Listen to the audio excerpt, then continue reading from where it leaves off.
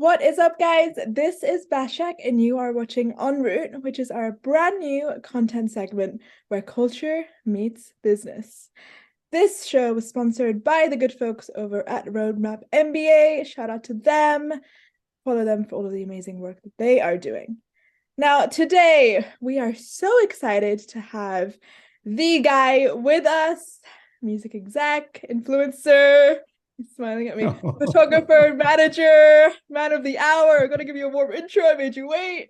Lenny S from Roc Nation. Hi, sir. How are you doing? What's up? How you doing? Good, thank you. So great to have you here with us on the show. I appreciate you having me. I'm humbled, I'm honored, and thank you for considering me. Of course. Now, when I sat down to kind of research for this interview, there was something about your life journey that occurred to me time and time again. Many people know you as Lenny S, and you kind of lead with your lens. But often I think your skill set, if I may call it that, extends beyond the camera. There's a quite prophetic nature to what you do. Would you agree? I guess some would say, yeah, Yeah. I mean, yeah, how does one better develop that muscle, as it were? Because you have to have a feel for when the right moment presents itself, when, for example, an unknown artist becomes a Vic Mensa of the world, got it. and that sense of it, there's a feeling there. And how does anyone listening and who's doing this work get How do that? you how do you exercise that muscle? I guess per se. Mm, I think for me, it's instinct. You know what I mean? mhm, When you talk about a new artist, a new brand, a new director, photographer, barber, it doesn't matter, right? I've helped and discovered and assisted, many developed and creative, developed, yeah, many creatives in the business. And it's all on instinct. And the instinct is, whether it's from their skill set, whether it's from their energy, whether it's from an experience we had, a working experience, watching them from a distance. I'm a fan myself of everything, of the arts, of the music, of the production. I'm a fan, of entertainment in general, which spans, all the way from fashion to sports and film and television, music, you know what I mean? So mm, I take everything I take everything in from a fan's perspective. Um, and I go by instinct, what they have what do they have that's special? What do they have that I know, will mm, transcend, way mm. beyond me being here, will transcend way beyond me giving them an opportunity or a job or a paycheck or whatever the case may be. So I would say, the easiest way to answer that is instinct.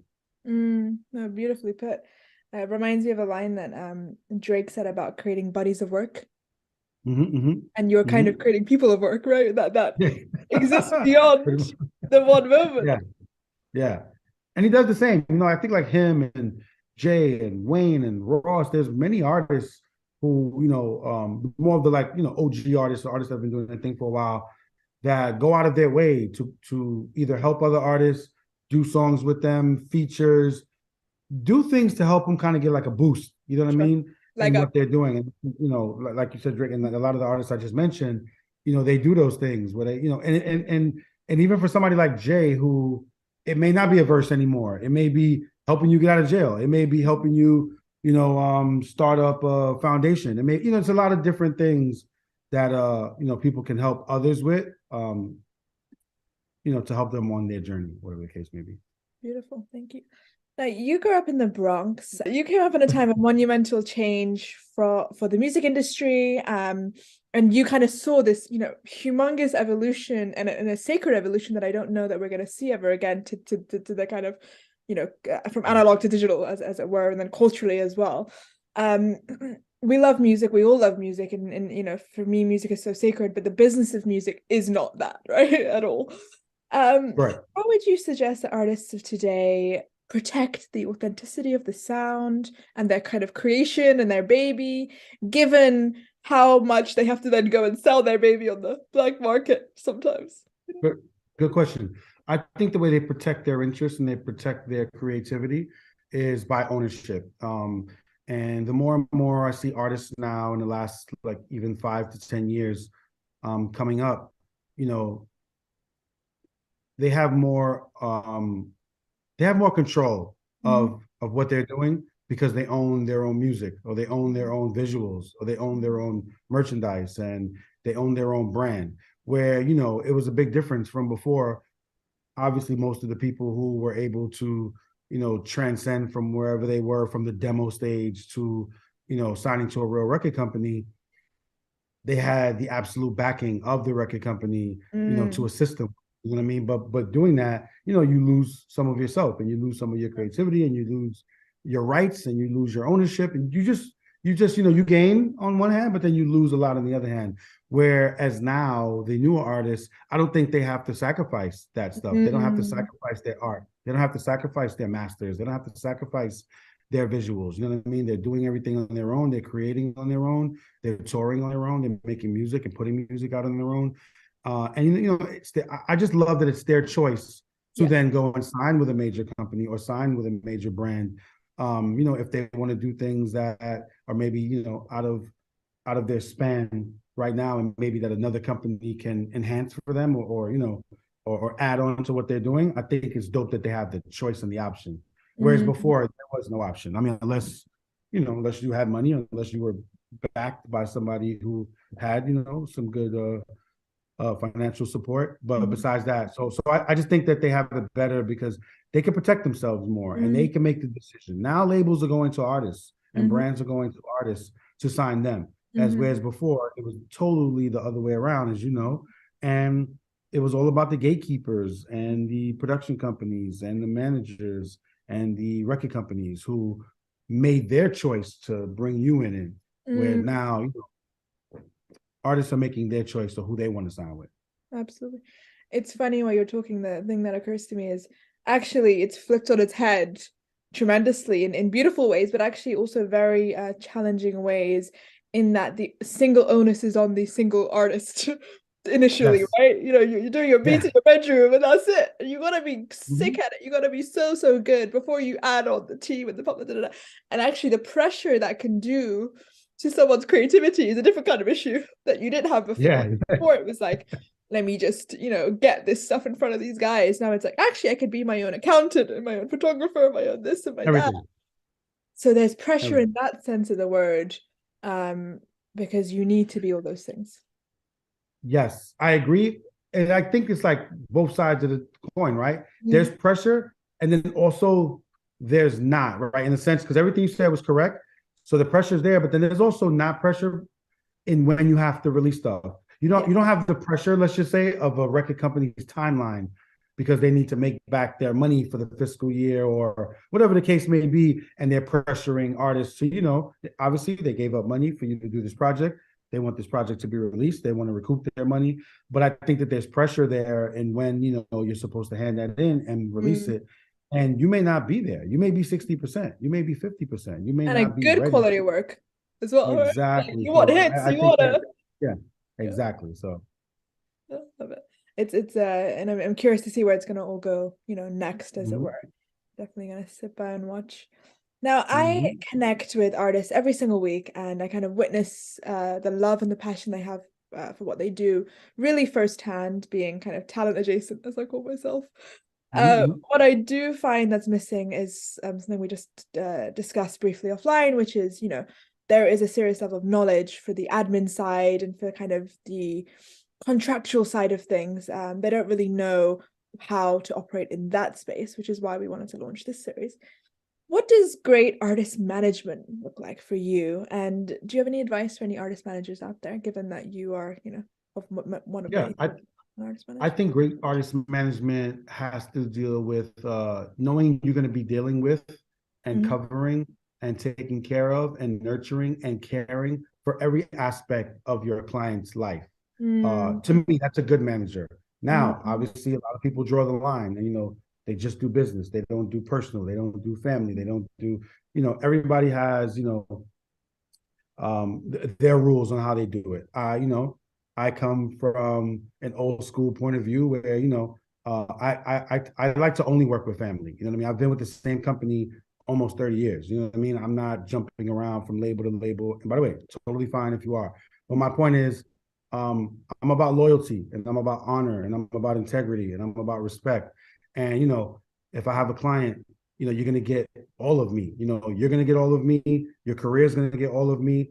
Your endeavors, your deals, your future, your wife, your kids, your family, everybody that's in your world is gonna get 100% of me. And to me, that's just a great manager. You know what I mean? Where artists, or whatever, let me not say artists, clients, the management clients are giving you their life in their hands, for them to make it, to make it successful, to make it better, or to make their dreams come true.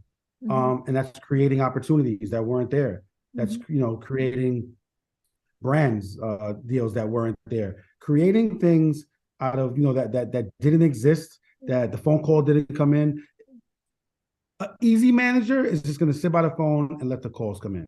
Because if you have a decent client, people are going to be like, oh, I want them to perform here, or I want to, put them with my headphone company. Those calls can come in and you can manage them. What are you doing about your client that they've never done before? That they love, they go skiing every, winter with their family, but yet, there's no ski deal on the table. You have to kind of look at things that are sitting right there. Not only obviously get creative and think out the box and dig in, but also the things that are just right there on the surface. But my point is just creating opportunity and creating income for your client, opportunities and income that weren't there prior to you being there, to you getting on, and making sure that they're good all around the board.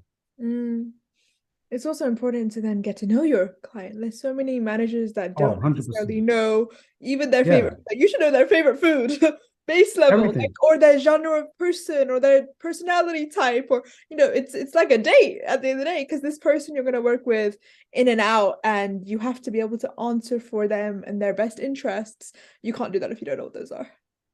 Let me tell you something. I used to work in the studio. I used to be an A&R. So between A&R, management, and everything, I worked with a bunch of artists. And when I did a lot of studio stuff, or just in general, I knew my clients. I knew my artists. I knew what they liked. I knew what they didn't like. I knew to order food for them maybe an hour and a half before I knew they were going to get hungry, because then I might lose them. I might lose them because they're hungry and then they get grumpy, like anybody might get. I might lose them because they might want to go out and eat and leave the studio, which means less time in the studio, less work being done. So I would think ahead. So by the time they're like, man, I'm getting hungry, what y'all think? And I'd be like, oh, I already ordered you the curry chicken. They'll be here in 10 minutes.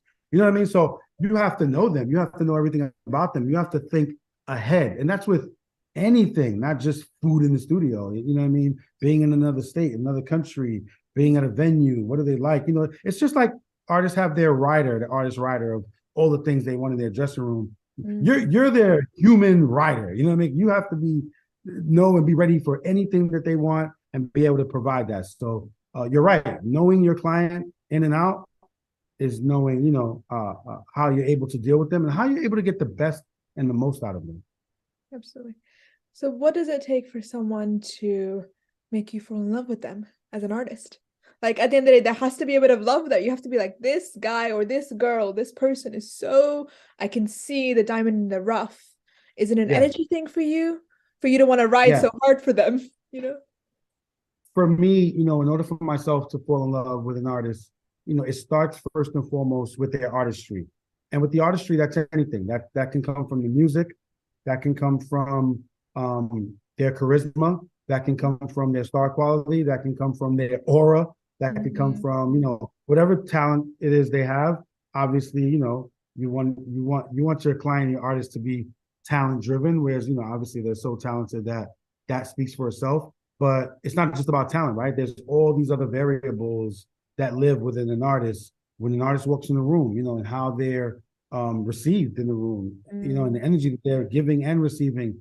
That says something to me. I've seen people walk in the room that aren't artists, but just have like a really dope, great, unique style that everybody's just kind of like drawn towards, or a good personality that everybody's drawn towards. So those are the things that I'm looking for first and foremost, because remember, you don't know these people in the beginning, and then getting to meet them and getting to know who they are as a person.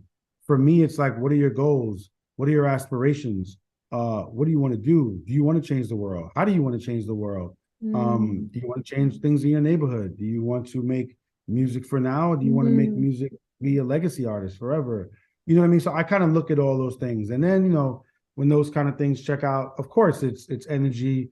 It's you said it earlier, and I love that you said it. You said it's like dating, right? It's like I think that the industry is like also is like courting, you know what I mean? Yeah, And better word. you court somebody. If you want to date a woman, what do? You court her, right? You ask to take her out. You take her out to some place that you want to impress her, him or her rather.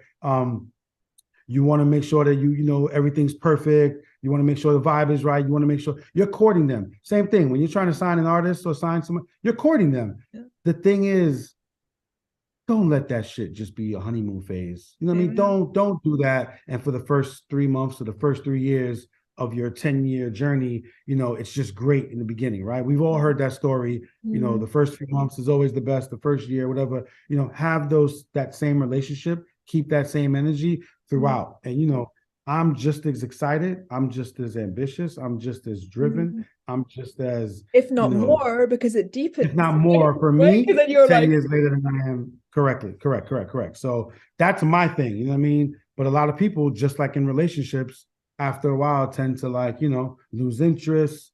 They tend to do less and less than what they were before and not treat it like that thing you wanted in the beginning so bad. Beautifully put. Can't lose that. It's sacred and you got to protect it and you got to fight for it. You got to fight for each other. And then that's what matters. And also, I guess to answer your form, the simple answer to that is I can't want this more than you do. I can't want success more than you do. I can't want, I can't want it more than you do. I can want it just as much or equally or more in a sense of just by a little bit. But I mean, like, I can't be on 100 and you're on 42 as if everything's all good, because then it just won't work. I'm not, I think you have to be compatible with the person you're working with. 100%. One thing I definitely admire about you is that you're somebody who kind of instinctively understands how far-reaching your impact and your influence can be, and crucially, right, to that, you use it for good. There's a lot of people out in this world who have impact and influence and they do nothing with it and they let it sit, or they kind of accrue what I call political power with it, right? And political savviness for their own gain or for the gain of people around them, and that is it. Has empowerment of this kind always been an important consideration for you, or was it something that kind of came a little later on in your career once you had earned your own stripes a little bit too? Empowerment came upon me wanting to empower people, right? The empowerment part of it came to me early on, right? And I was blessed to have seen this early on, which I don't know if people do or don't, but I was when I was trying to develop relationships in the business, and I was trying to get internships or a job or just apply at different record companies. I was going around having meetings with people, and I noticed it was a certain narrative of just like kind of like almost like when you're nobody, just that people treat you anyway. I wait outside offices for hours sometimes. I wait outside offices for hours with not a complaint in the world, just to have the person come out and be like, oh man, we got to do another day. It's no different from right now. I could have went off and did something else. I kind of missed my time. Then you missed the time. And I could have been like, well, fuck that. Now I'm not, I'll do it tomorrow. I'll do it another day. Where it's like, I don't need to do that, right? Like, I'm here. I got the time. She's got the time. Let's knock it out. You know what I'm saying? And I just want to keep my word. You know what I mean? It's easy to do the other side, right? It's easy to be like, hit Rachel, we'll do it another day. Or it's easy to blow you off. I don't want to do that. So sitting at those offices, kind of like, I guess being played here and there, or just not being, let me not say being played, not taken serious back then. I made myself a promise, literally sitting outside this guy's office that I know till this day. I waited for 3 hours, and then when he came out, he still like curved me or kind of like brushed me off, which again, he was busy. It's all good. I'm not even saying it as a complaint. My point is, I made myself a promise to try not to ever do that to people, and to try to be there and empower people, and to try to give people opportunities, even if I'm not there in person, even if I'm from a distance. And I love that we live in a time of, social engagement, because I could discover people from across the country, across the world, and still give them an opportunity, just not because I've dealt with them hands-on in New York or LA or Miami. So that sense of empowerment came upon me early, and it had nothing to do with me. It had everything to do with everyone else, and making sure that they're empowered, and then I'm giving people that didn't have opportunity or can't normally get an opportunity because these other people are so driven by ego and pride and money and shit, that I'm gonna release that, and I'm gonna give you, and I'm gonna give many people as much as I can, to help, like I said, get them to the next level, step, or journey. Beautiful.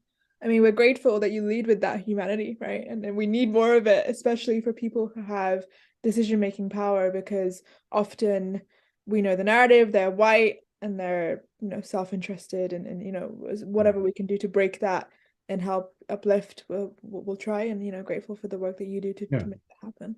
Thank you. You've been around a lot of people, and you've seen a lot of triumphs but also downfalls, right? Like, what goes up must come down, and fame is sometimes an ugly beast, and a lot of people are striving for fame and not necessarily the work of it. I'm sure you've seen that as well. I'm so curious to hear your thoughts on character. What 3 attributes have you seen that you feel like you need in this industry to be great, right? If greatness is a process, to borrow from you guys, if I may, what are the 3 attributes that you are like, all right, you need to have these three attributes. One for sure is, I would only say one, but 3, I'll try to pull 3. Is humility. To me, humility has gotten me so far. Humility has put me, in front of people that I can't even imagine, to develop relationships with people I've never thought I would be in the same room as, and like I said, again, I'm honored and I'm privileged. I think, it's a privilege for me to be where I am. No matter how accomplished I get, I'm still always excited or surprised at, some of the people that I come across, that I get to either, work with, have a personal relationship with, or both.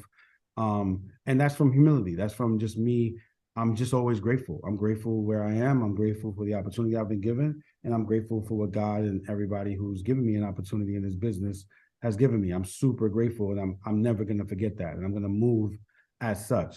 So to me, like, being humble and having that humility, it keeps you grounded. It keeps you, it keeps your self-awareness like at an all-time high, where, I could look in the mirror and be like, that was wrong, or that was some bullshit, or nah, you're not wrong. You're right. Or I can go to my friends, I can go to people that I love and trust and ask them for their opinion and take it, and not take it with a grain of salt, or not take it with an attitude and be like, okay, I love that person, I trust that person, and they told me, got it. Even if I'm doubting myself, or even if I, was lying to myself, for a minute. So the humility, regardless, even if I fake myself out, somebody around me let me know. So humility is one. I think respect is 2. And I'm not even talking about receiving it. I'm talking about giving it. Obviously, you should always get what you receive, but this business is run or driven by ego a lot, mostly. And it's everybody trying to be smarter, harder, tougher, more right.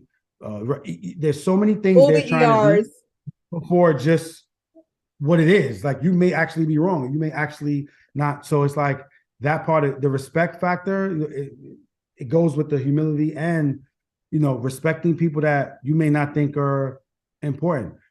So many people in this business treat people a certain way because of who they are, or who they know, or what they do. And, and I've dealt with it myself. I've met people, and they've been cool. They've been semi-kind, and not knowing who I was. And then somebody tells them, or they get wind of who I am, and they think that I'm somebody. Now, like, the energy's different. Okay, you know what I'm saying? And it's like a more of an excitement. It's more of a like, oh, now I respect you, or now I could, give you more conversation, or give you anything. You know what I mean? So respect is a big thing for me. I respect everybody, and I treat everybody the same. I'm going to treat you, and I see a little bit about what you do, and I congratulate you, by the way. And obviously, I respect it, right? I'm doing your interview, but like, I'm going to treat you the same way I'm going to treat Oprah. You know what I'm saying? Like, to me, there's no difference. I'm not going to let the accomplishments have me respect somebody more than somebody who hasn't reached there yet, because I believe you will too. And I think that, you guys should equally be treated the same. So respect is 2. And then 3 is, for me, is loyalty. I mean, I think loyalty is big, and loyalty has done me right. And loyalty, has me in the same, like I said, the same place for almost 30 years with the same brothers. And, there are people who fall off along the way and people you gain along the way. And I'm loyal. I'm loyal to friends that I've had for 2 years, just as I am with the ones I've had for 20 years. And, I try to, make sure that I pick out those people, Well, with good discernment. judgment. You know what I mean? Yeah, And discernment. we slip here and there, but respect it. I mean, humility, respect, and loyalty to me say a lot. Beautiful. I could literally speak on those for at length. One thing that you said when it comes to humility and respect, especially, always kind of, it's your village, right? Your village raised you and gave you and fed into you. And so actually, more than anybody else in my mind, when it comes to these 3 things, but especially those first 2, I owe my village my respect and the way that I operate in the world. If I'm polite to someone who's rude to me, it's because my mother raised me better than that. It's nothing to do with me, right? On some level, Yep. it's like the people that have poured into you to be the person that you are and all the experiences that you have, you owe them, because you are the physical embodiment of their sweat, blood, and tears. And that's where it becomes very real. And that's where it's like, it's not even about me, it's not about you, it's about the lessons that I've kind of internalized and what that looks like. Because like you said, it's very easy to be lazy. And laziness comes out in a myriad of different ways. And if we pause for a minute and we're kind and we're intentional and we don't treat people the bad way, so much good can happen. And also you feel better and you do better. Yeah. It all works. How do you, busy man that you are, find stillness among this much noise? I'm sure someone's hitting you up for an interview every other day, so we're glad you're here with us. But you could have been anywhere in the world. So. What's funny, right? Sometimes, right, we pick and choose, obviously, what we want to do and what makes sense. And sometimes it's a random, right? We were speaking on DM, just like on some cool shit, you know what I'm saying? Random, and it's like, sometimes it'll just be that. And you ask for the interview, and it's just like, okay, you know what? Hit up, the energy's good, conversation is good. You seem like you're doing your thing, you're killing it. Like, there's no, and I know people that have been asking me for an interview for 3 years, and I've been like, so it's like, there's no rhyme or reason, honestly. Like, I want to do interviews and stuff like that, and make myself available when it makes sense. So like, I'm dropping a book soon, but it's not going to be for months from now. But so I kind of want to hold off on those interviews till then, so that, obviously it ties into something. And I don't ever feel like I have enough knowledge or, experience to come on and just interview as myself, right? Which other people may feel differently. I get it. But I'm saying, like, I always want it to be with some purpose or intent. So it's like, for me, the way I rationalize with myself is like, oh, my book is coming out, I'll talk about the book. And then you can ask me other stuff. But,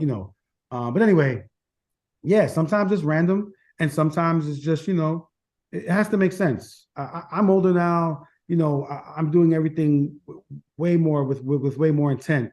You know what I mean? And not just doing a bunch of stuff that I could be doing. So, to answer your question, I'm just really thinking hard about, where my energy should go, where, and what's next in this next phase, right? And in this next yeah. When I'm putting my energy towards, what's it going to be on the back end? You know what I'm saying? And what's it going to look 20 years from now? Yeah. And Yeah, so finally, just being more careful. Beautiful. And finally, from 95 till now, do you ever imagine that this would have been your life? And what are you most grateful for in business and in life? I would have never thought from 95 to where I am now, I would have never thought that. I definitely knew, and I definitely was, 100% positive on getting a position within the entertainment industry. That I know for sure. Nothing was going to stop me from doing that. How long it would last, I don't know. But I know that, when I put my mind to things and when I put my energy towards them, I feel like I can't fail. Not even coming from a cocky standpoint, No, more no, from a no, no. confident one of just like, I'm loyal, you know, I'm Competent. pretty decently smart. I'm competitive. You give me a task and I'm a soldier. I'm a fucking like, I'm one of the best soldiers you'll ever get. So I may not be a general and I may not be a captain.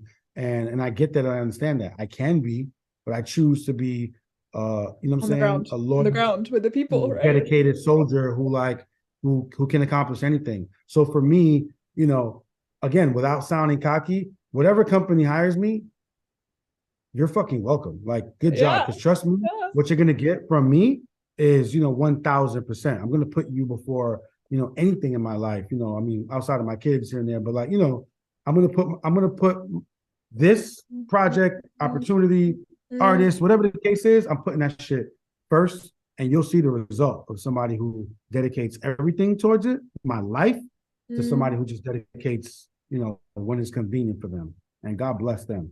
mm-hmm. The most grateful part is me being able to, I think that God blessed me with working with my favorite artist, Mm, businessman, entrepreneur in the world, right? I begged God, I begged people, I begged everybody from 11 years old, legit 12 years old, trying to get in the game. And he could have put me with anybody. He could have put me with, I'm not being funny, a one-hit wonder, a label that went washed you away could in have five stayed with years. P. Diddy. Could have stayed. Yeah. I I mean, could have been, no, for real. I could have up been to him, anywhere. but And no, no, no, I know Diddy. what you mean. Yeah. And I went with Jay, and I believed, and I didn't even think Jay would be this big. I knew he would be the biggest in the game, but again, it preceded what I thought. But I know that it was the right decision, and I know. So I'm so grateful that, again, I didn't do shit. God put me in a position. Say, okay, you want to be in this business? You really Mm-hmm. want to do this? You really want Mm-hmm. to? Here, I'm going to put you with the Mm-hmm. best that ever did it. That I can't. What I Well, could stop today and be fine.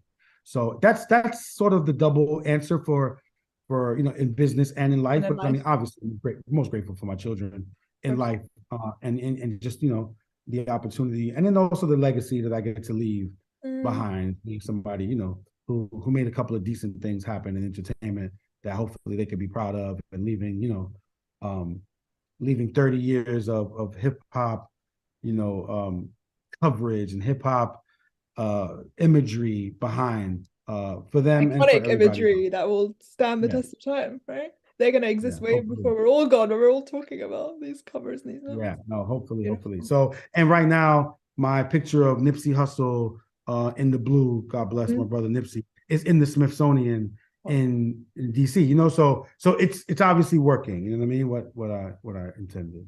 the marathon continues. Lenny S, It thank you so much for being on the is. show.